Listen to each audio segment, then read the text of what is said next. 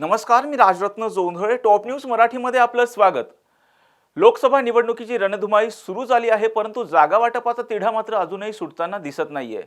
राज्यात सध्या अशा 7 जागा आहेत ज्या जागांसाठी युती आणि महाविकास आघाडीमध्ये अंतर्गत संघर्ष सुरू आहे. पाहूयात कोणत्या आहेत या 7 महत्त्वाच्या जागा. यातली पहिली जागा आहे सांगलीची. सांगली हा काँग्रेसचा पारंपरिक मतदारसंघ म्हणून मानला जातो. मागच्या 2 लोकसभा निवडणुका सोडल्यास त्याआधी या जागेवर काँग्रेसचं वर्चस्व राहिलं आहे. मात्र या ठिकाणी शिवसेना ठाकरे गटाचे चंद्रहार पाटील यांचं नाव जाहीर केलं, तर दुसरीकडे काँग्रेसने या जागेवर दावा सांगितल्यामुळे माजी खासदार प्रतीक पाटील यांचे बंधू विशाल पाटील यांच्या नावाचीही चर्चा सुरू आहे. सांगली शिवसेनेची ताकद नसताना ही जागा महायुतीच्या पारड्यात पडण्याची शक्यता असल्यामुळे या जागेवर काँग्रेसचाच उमेदवार द्यावा अशी स्थानिक नेत्यांची इच्छा आहे. दुसरी जागा आहे रामटेकची. ही जागा सध्या शिंदेंच्या शिवसेनेकडे आहे. विद्यमान खासदार कृपाल तुमाने यांनी या जागेसाठी उमेदवारी मागितली आहे. मात्र भाजप ही जागेवर दावा सांगत आहे. भाजपकडून अरविंद गजभिये यांच्या नावाची चर्चा सुरू आहे. मात्र कृपाल तुमाने यांना उमेदवारी न दिल्यास बंडखोरी करण्याचा इशारा त्यांच्या कार्यकर्त्यांनी दिलाय. त्यामुळे या जागेचा तिढा सुटत नाहीये. तर काँग्रेसकडून रश्मी बर्वे यांना या ठिकाणी उमेदवारी देण्यात आली आहे. या यादीतील तिसरी जागा आहे दक्षिण मध्य मुंबईची.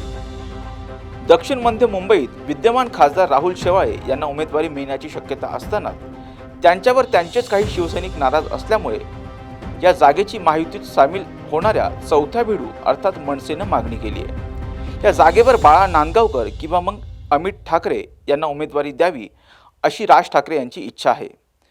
तरी या जागेवर अनिल देसाई यांना उमेदवारी देण्याची ठाकरे गटाची इच्छा असून मुंबई प्रदेश काँग्रेसच्या अध्यक्षा वर्षा गायकवाड या सुद्धा याच जागेसाठी आग्रही आहेत. चौथी जागा आहे उत्तर पश्चिम मुंबईची. या ठिकाणी ठाकरे गटाकडून अमोल कीर्तीकर यांना उमेदवारी जाहीर झाल्यामुळे त्यांचेच वडील आणि शिंदे गटाचे विद्यमान खासदार गजानन कीर्तीकर हे इच्छुकांच्या शर्यतीतून बाहेर पडल्याचं पाहायला मिळतंय. मात्र याच जागेवर आता प्रसिद्ध अभिनेता गोविंदा हा महायुतीकडून रिंगणात उतरणार असल्याची चर्चा सुरू झाली आहे. पण दुसरीकडे काँग्रेसकडून संजय निरुपम हे सुद्धा याच जागेसाठी इच्छुक आहेत. जागा वाटपाच्या तिढ्यामध्ये अडकलेली 5वी जागा आहे भिवंडी लोकसभा मतदारसंघाची. भिवंडीतील जागेसाठी काँग्रेस आणि राष्ट्रवादी काँग्रेस यांच्यात संघर्ष सुरू आहे. काँग्रेसचे दयानंद चौरगे हे या जागेसाठी इच्छुक आहेत. मात्र महायुतीचे उमेदवार कपिल पाटील यांच्यापुढे त्यांच्या ताकदीचा उमेदवार असायला हवा, यासाठी राष्ट्रवादी शरद पवार गटाच्या पदाधिकाऱ्यांनी शरद पवारांना स्वतः या जागेवर दुसरा उमेदवार देण्यासाठी लक्ष घालावं अशी विनंती केली आहे. जागा वाटपाच्या तिढ्यात अडकलेली 6वी जागा आहे दिंडोरी लोकसभा मतदारसंघाची. महाविकास आघाडीच्या फॉर्म्युल्यानुसार ही जागा राष्ट्रवादी शरद पवार गटाकडे आहे. मात्र या जागेवर महाविकास आघाडीचाच घटक पक्ष असलेल्या मार्क्सवादी कम्युनिस्ट पक्षाने सुद्धा दावा सांगितला आहे. या ठिकाणच्या विद्यमान खासदार भारती पवार यांच्या विरोधात राष्ट्रवादीचे भास्कर भगरे यांच्या नावाची चर्चा सुरू आहे. तर कम्युनिस्ट पक्षाचे JP गावित हे सुद्धा या जागेसाठी इच्छुक आहेत. तर जागा वाटपाच्या तिढ्यामध्ये अडकलेली अखेरची जागा आहे रत्नागिरीची.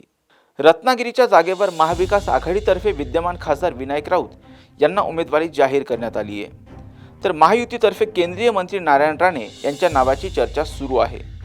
मात्र शिवसेना शिंदे गटाचे किरण सामंत हे सुद्धा या जागेवर इच्छुक आहेत. या 7 जागांच्या वाटपाचा तिढा अनेक दिवसांपासून सुटताना दिसत नाहीये. वारंवार चर्चा बैठका करूनही उमेदवार निश्चित होत नाहीयेत. प्रत्येकच जागा जिंकणं हे सत्ताधारी आणि विरोधी पक्षांसाठी महत्त्वाचं झालंय. एकापेक्षा जास्त इच्छुकांची संख्या असल्यामुळं कोणा एकाला तिकीट दिल्यास दुसऱ्या गटाची नाराजी ओढवून घेणं कोणत्याच पक्षाला पेलवणार नाही. त्यामुळे कमीत कमी रिस्क घेऊन निवडून येण्याची हमी असलेला उमेदवार देण्यासाठी महायुती आणि महाविकास आघाडी यांचे प्रयत्न सुरू आहेत. आता हा जागा वाटपाचा तिढा नेमका कधी सुटणार हे लवकरच स्पष्ट होणार आहे. अशाच महत्त्वपूर्ण बातम्यांसाठी पाहत राहा टॉप न्यूज मराठी. आपला महाराष्ट्र, आपली बातमी. तर काय कामच करत नाही, काय अपेक्षा? निवडणुकीपुरती सगळीच आश्वासनं देतात, पण प्रत्यक्षात फारसं काही घडतंय असं वाटत नाही. तेच आमच्याकडे येतात मागायला 5 वर्षातून एकदा. हे आम्हाला काय देणार आहे? आता या निवडणुकीला आम्ही विचार केलेला आहे, कुणाला निवडून द्यायचं किंवा कुणाला नाही निवडून द्यायचं.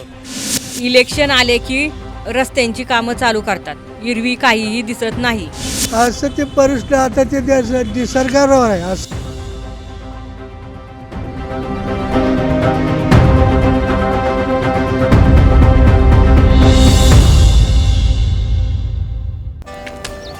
Come on guys, hurry up. अरे सुन ना, एक ब्रेक ले लेते हैं. Guys, I'm telling you, तुम लोगों को सही से ट्रैकिंग नहीं आता. But that's okay, you can learn. रोज का ढक्कन देना. तो ये रेड वाला है, सही वाला देना.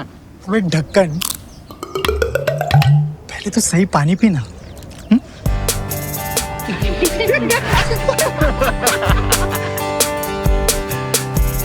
Manikchand Oxyrich, proudly Indian.